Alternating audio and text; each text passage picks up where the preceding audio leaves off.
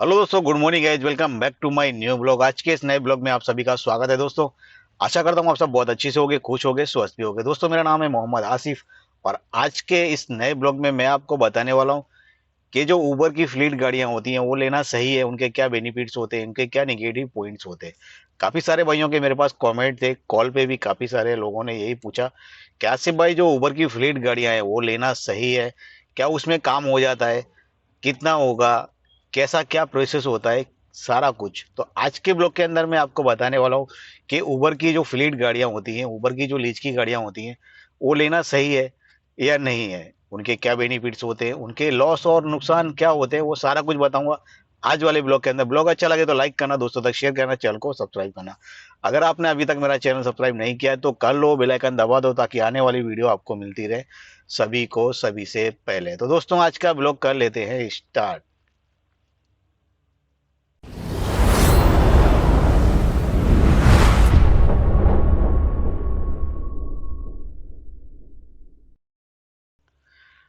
तो दोस्तों, काफी सारे भाई पूछ रहे थे कि आसिफ भाई ये बताओ कि जो उबर की फ्लीट की गाड़ियां होती है, देखो जैसे कि है ना, काफी सारे शहरों के अंदर ये चीज अवेलेबल नहीं है। जो बड़ी बड़ी सिटी है, बहुत बड़ी सिटी है, जो मेट्रो सिटी, काफी जो बड़ी सिटी आती है ना अपने, जैसे मुंबई है, दिल्ली है, ये दो सिटी है और बेंगलोर के अंदर।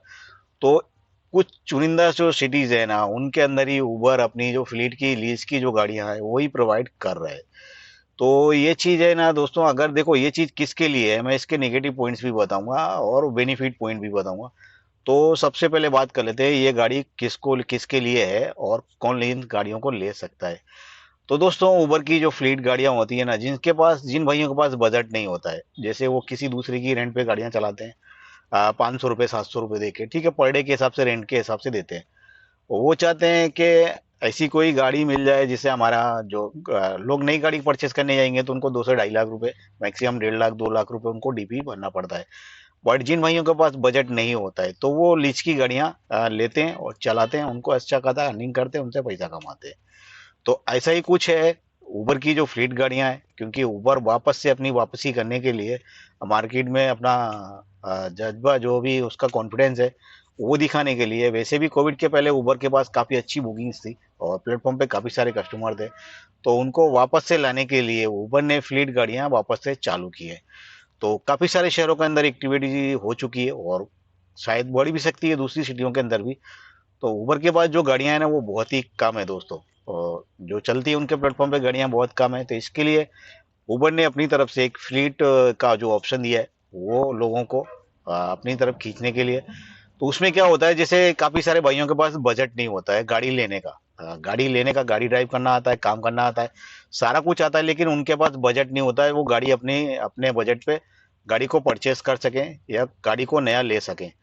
तो काफी सारे भाइयों के पास तो पुरानी गाड़ी भी लेने का बजट नहीं होता है, पर वो उनको काम करने का शौक होता है, काम करने का तरीका होता है, वो सारा कुछ होता है। तो दोस्तों, ये चीज है ना उन भाइयों के लिए प्रॉफिटेबल है जो उन भाइयों के पास गाड़ी लेने का बजट नहीं है। तो उनकी क्या पॉलिसी होती है वो भी मैं आपको बताऊंगा। क्योंकि इनकी पॉलिसी होती है 20,000 से 30,000 तक का डिपॉजिट होता है, जो डीपी भरते हैं, डिपॉजिट होता है। आप काम करेंगे तो आपको एक गाड़ी दी जाएगी, कोई भी गाड़ी हो सकती है। आप अगर कंपनी से बोलते हैं हमको डिजायर गाड़ी चाहिए और आपको पेमेंट बताएंगे वो, और जो भी गाड़ियां उनकी तरफ से प्रोवाइड की जाती है उनको, उनका जो पॉलिसी होती है उसके थ्रू होता है। तो काफी सारे शहरों के अंदर कुछ भी डिफरेंटली हो सकता है, ठीक है भाई। आप ये मत समझना कि मैंने 20,000 बोला है, 25,000 बोला है, 30,000 बोला है। तो कुछ भी डिफरेंट हो सकता है, आपसे 20 से 25,000 30,000 रुपये जैसा लिया जाएगा। उसके बाद आपको एक गाड़ी दी जाएगी, आप उसके प्लेटफॉर्म पे काम करेंगे उनके प्लेटफॉर्म पे आप। तो दोस्तों, बता दूं, सबसे पहले आप काम करेंगे तो एक चीज का बेनिफिट बहुत ज्यादा होगा। आपकी आईडी है ना उबर, आप जो काम करेंगे वो सिर्फ उबर के ही प्लेटफॉर्म पे काम कर सकते हैं, दूसरे किसी प्लेटफॉर्म पे आप काम नहीं कर पाएंगे। किसी भी जगह, कोई भी जगह आप नहीं जा सकते, सिर्फ आप काम कर सके उबर के ही प्लेटफॉर्म पे काम करेंगे। उस गाड़ी को लेके आप कहीं भी नहीं चला सकते, क्योंकि उसके अंदर एक एग्रीमेंट पॉलिसी लगी होती है, उसके अगेन आप कहीं भी काम नहीं कर सकते दोस्तों। ये पहला चीज है। तीसरे दूसरी चीज आपको बता दूं, उस गाड़ी के अंदर काफी सारे भाइयों ने, आपने देखा होगा कि कभी ओला बंद कर देती है, कभी आईडी तो उबर बंद कर देती है। ये बहुत सारी प्रॉब्लम होती है, ठीक है। तो अगर आप उबर की लीज की गाड़ी चला रहे हैं ना, तो आपकी आईडी कभी ब्लॉक नहीं होगी, कभी आईडी आपकी बंद नहीं होगी, ये दूसरा बेनिफिट है। कभी भी आपकी आईडी बंद नहीं होगी, ये दूसरा बेनिफिट है। तीसरे बेनिफिट की बात कर लूँ, जैसे कोई दूसरा बंदा गाड़ी है, उसकी खुद की गाड़ी है, वो उबर में चला रहा है, आप उबर की लीज की गाड़ी चला रहे हैं, तो सबसे ज़्यादा बुकिंग आपके पास आएगी, जो बाहर की गाड़ी है उसके पास बुकिंग आना कम हो जाएगी। अगर ये फ्लीट की गाड़ियां बढ़ रही हैं ना, तो जिन भाइयों के पास खुद की गाड़ियां हैं, अगर गाड़ियां ये बढ़ती हैं, तो जिन भाइयों की खुद की गाड़ियां हैं उनके पास बुकिंग आना कम हो जाएगा, उनका काम कम हो जाएगा। तो इस चीज़ का भी ध्यान रखें। पर जो उबर की गाड़ी, फ्लीट की गाड़ी जो ड्राइव करेगा, चलाएगा, उसका बेनिफिट ज़्यादा होगा, क्योंकि उनके पास बुकिंग ज़्यादा आने वाला है। कोविड से पहले भी यही सिचुएशन थी, ओला की भी थी, उबर की भी थी। तो जिन भाइयों की गाड़ियां अलग से थी, उनके पास ज़्यादा आती थी। और मेरी सिटी के अंदर उबर की, फ्लीट की गाड़ियां नहीं थी, इसकी भी एक भी गाड़ियां नहीं थी। और कोविड से पहले ओला के पास बहुत सारी गाड़ियां थी, कम से कम मेरी सिटी के अंदर 150 वैगनार थी। वैगनार जो गाड़ी आती ना, वो 150 के आसपास थी। तो ओला उनको ज्यादा बुकिंग देता था, और जो बाहर से गाड़ियां अटैच थी उनके पास बुकिंग नहीं आती थी। तो हम लोग काम करते थे उबर के अंदर, क्योंकि उबर के अंदर लीज की गाड़ियां नहीं थी एक भी। और इसकी वजह से हम काम करते थे उबर के अंदर। उबर के अंदर फुल बुकिंग आता था, आपको चाय पीने का भी टाइम नहीं मिलता था। तो ये चीजें होंगी। तो ये 2 से 3 बेनिफिट है। एक तो कम बजट में आपका गाड़ी मिल जाएगी, आपको पैसे कमाने का चांस है। दूसरा, आपके पास बुकिंग आएगी, आपकी आईडी कभी बंद नहीं होगी। काफी सारे भाइयों को कुछ अलग होगा, लेकिन कुछ लॉस भी हैं। जैसे कि मैं आपको पहला लॉस बता दूं, आपको डेली काम करना होगा। आप पर डे की उनकी लीज कितनी होगी, 800 रुपये होगी क्या 1000 रुपये होगी, वो आपको निकालनी है। आपको पर डे काम करना होगा, टाइम से काम करना होगा। वो जैसे आप किसी के पास जॉब करें ना, उस टाइप से आपको जॉब के टाइप के हिसाब से आपको काम करना होगा। काम करेंगे तभी आप पैसा निकाल सकते हैं, और तभी गाड़ी का लीज निकाल पाएंगे। अगर आप काम तो कंपनी देगी, आपको बुकिंग देगी, उसका नो डाउट, लेकिन आपको काम करना पड़ेगा डेली उनके प्लेटफॉर्म पे। तो ये चीज़ है पहली। नेगेटिव पॉइंट्स, आपको डेली काम करना पड़ेगा, आप कहीं नहीं जा सकते। दूसरा नेगेटिव पॉइंट है कि आप उबर के प्लेटफॉर्म छोड़ के कहीं भी दूसरी जगह काम नहीं कर सकते, ये है। तीसरा नेगेटिव पॉइंट मैं आपको बता दूं, जैसे कि आप डेली काम करेंगे एक नौकरी के टाइप, मतलब जैसे जॉब करते हैं वैसा। तो काम तो आपका हो जाएगा, नॉर्मली है, कोई इशू नहीं है उसमें, लेकिन आपको कंटिन्यू उसी पे काम करना पड़ेगा। मैक्सिमम की वैलिडिटी होती है कि आपको मैक्सिमम गाड़ी 3 महीने तक चलानी पड़ेगी। और आपका प्लान चेंज होता है, आप नहीं चला पाते हैं, तो आपका कुछ रिफंडेबल अमाउंट आता है, ऐसा कुछ मैंने सुना है। बट मैं इसको क्लियर नहीं करता हूँ, क्योंकि मैंने ऐसा कुछ सुना है कि आपको मैक्सिमम 3 महीने तक आपको गाड़ी चलानी पड़ेगी। और आपने एक बार अपने एग्रीमेंट बनवा लिया, उसके बाद आपको 3 महीने मैक्सिमम चलानी पड़ेगी। फिर आप बोलो कि मेरा माइंड नहीं है, मेरा का ये चलेगा नहीं, काम नहीं होगा, ये ऐसा कुछ। तो आप बोलो 2-4 दिन चलाई, 8 दिन चलाई, फिर आपको बोला मेरे को काम अच्छा नहीं लगा, तो मेरे पैसे वापस दे दो रिफंडेबल, मुझे मेरा अमाउंट वापस दे दो। तो आपका अमाउंट, जो अमाउंट है ना, वो आपको रिफंड नहीं मिलेगा। कुछ वैलिडिटी होती है, पहले कोविड से पहले 3 महीने थी, अभी क्या है उसका कुछ आइडिया नहीं है। तो ये चीज़ के लिए मैं रिकमेंड नहीं करूँगा, क्योंकि ये चीज़ कुछ भी डिफरेंट हो सकती है। दोस्तों, मैं अपने हर वीडियो में बोलता हूँ, आप कुछ चीज़ें ऐसी होती हैं, काफ़ी काफ़ी शहरों में ना कुछ डिफरेंट होता है, कुछ पॉलिसी चेंज होती है, कहीं पे कुछ चेंज होता है, कहीं पे कुछ चेंज होता है, तो ये चीज़ें होती हैं। और हर पॉलिसी एक स्टेट के हिसाब से, मतलब पूरे हर शहर में, पूरी इंडिया के अंदर एक चीज़ नहीं होगी, ये चीज़ आप समझ लें। तो उबर की फ्लेट गाड़ियों को चलाने के लिए बेनिफिट ज़्यादा है, लॉस है बहुत कम, लेकिन काफ़ी सारे भाई आपने देखे होंगे चला रहे हैं।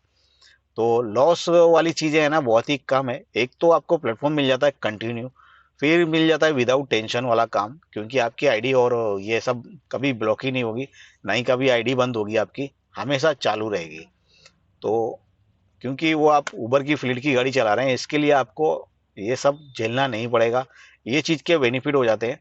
और बुकिंग्स भी काफ़ी ज़्यादा आएगी बाहर की जो दूसरी गाड़ियां हैं उनके मुकाबले। तो काम भी अच्छा खासा मिलेगा, और आपके पास बजट नहीं है, उनका भी काम हो जाएगा इस चीज में। लेकिन कुछ जो मैंने आपको नेगेटिव पॉइंट्स बताए, वो थोड़े से मिसएंडिंग है, और ये चीज के बारे में आप सोच सकते हैं। काफी सारे भाइयों के कमेंट आ रहे थे कि लेना सही है क्या नहीं है। तो उन भाइयों के लिए लेना सही है जिनके पास बजट नहीं है, और वो गाड़ी ड्राइव करना चाहते हैं, पैसे कमाना चाहते हैं। पर उन भाइयों के लिए लेना सही नहीं है जो एक ही प्लेटफॉर्म पे काम करके अपनी जो अ, अपनी जो काम करने का तरीका है, वो एक ही कंपनी के हिसाब से करें। तो आपने देखा होगा दिल्ली के अंदर ब्लू स्मार्ट मोबिलिटी कंपनी है, वो खाली गाड़ी प्रोवाइड करती है, और ड्राइवर भी रखती है। उनको सैलरी के हिसाब से और इनको इंसेंटिव के हिसाब से उनको पैसे देती है, तो वो बंदे सिर्फ मोबिलिटी के अंदर काम कर सकते हैं। इस तरीके से उबर की फ्लीट की गाड़ियां होती हैं। और कुछ आने वाले टाइम में देखो काफी सारे सिटी ऐसे ऐसे होंगे, दिल्ली एनसीआर की बहुत ही बड़ी तकलीफ होने वाली है, क्योंकि 2030 तक गवर्नमेंट की पॉलिसी निकाल दी है, नोटिफिकेशन दे दिया है कि 2030 तक सारी गाड़ियां इलेक्ट्रिक होनी चाहिए। तो अभी 2023 से मतलब 24 स्टार्ट हो जाएगी, कुछ दिन के बाद 23 स्टार्ट हो चुका है। तो ये चीजें प्रॉब्लम आने वाली हैं काफी सारे लोगों को, जो नई गाड़ियां परचेस कर रहे हैं उनको तकलीफ आएगी। बट जब तक प्लान चेंज होगा तब तक वो गाड़ियां 2-3 साल पुरानी हो जाएंगी, बट वो टाइम पे जो गाड़ियां परचेस करेंगे उनको तकलीफ होगी। और आपने एक चीज और बता दूं कि ओला की जो इलेक्ट्रिक गाड़ी है, जो इलेक्ट्रिक फोर व्हीलर है, वो भी निकालने की उसका भी नोटिफिकेशन है कि वो भी अपने मार्केट में हर शहर के अंदर मैक्सिमम 10,000 गाड़ियों को अलाउड करेगा। पहले 1,000 गाड़ियों का स्टार्टिंग है, और स्टार्टिंग होगी बेंगलोर सिटी से, वहां पे 1,000 गाड़ी 1,000 गाड़ियों को निकाल के इलेक्ट्रिक, ओनली ओनली इलेक्ट्रिक गाड़ियों को चलवाएगा। ओला कंपनी की तरफ से गाड़ियां चलाई जाएंगी इलेक्ट्रिक। तो गाड़ियां बनने के लिए रेडी हो चुकी हैं, कुछ थोड़ा सा टाइम बचा है उनके वो आ जाने के बाद। जो गाड़ियां खुद की अपनी पर्सनल गाड़ियां चला रहे हैं, जो भाई उनकी पर्सनल गाड़ियां चला रहे हैं ना, उनको होने वाली है तकलीफ। तो इसके लिए दोस्तों अपना अपना प्लेटफॉर्म काम करने के लिए तलाश लो, रास्ते देख लो किधर किधर जाना है। तो ये चीज भी माइंड में रख लो। और कोई भी कंपनी किसी के बारे में नहीं सोचती, आप ये चीज जान ले लो। किसी भी कोई भी कंपनी में आप काम करोगे, आपके लिए कोई सोचने वाला नहीं है। तो इसके लिए अपना सोचना चालू कर दो। और आगे आने वाली है आपको काफी सारी प्रॉब्लम्स आने वाली है, और अभी भी स्टार्ट हो चुकी है। क्योंकि ओला उबर काफी सारी आईडियों को ब्लॉक कर रहा है, क्योंकि उनके प्लेटफॉर्म पे काफी सारे ड्राइवर अटैच हो रहे हैं, जो पहले छोड़ के जा चुके थे कोविड से पहले, वो सारे वापस आ रहे हैं।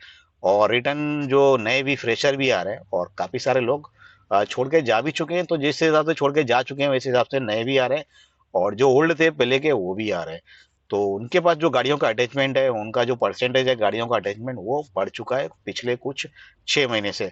तो इस चीज के लिए जो पुराने ड्राइवर हैं काफी देर से काम कर रहे थे, उनकी आइडिया बंद हो रही है। और 1 महीना मतलब आज 30 जनवरी है, तो मेरी आईडी भी बंद हुए करीब 14 दिन हो गए, और अभी तक एक्टिवेट नहीं हुई दोस्तों।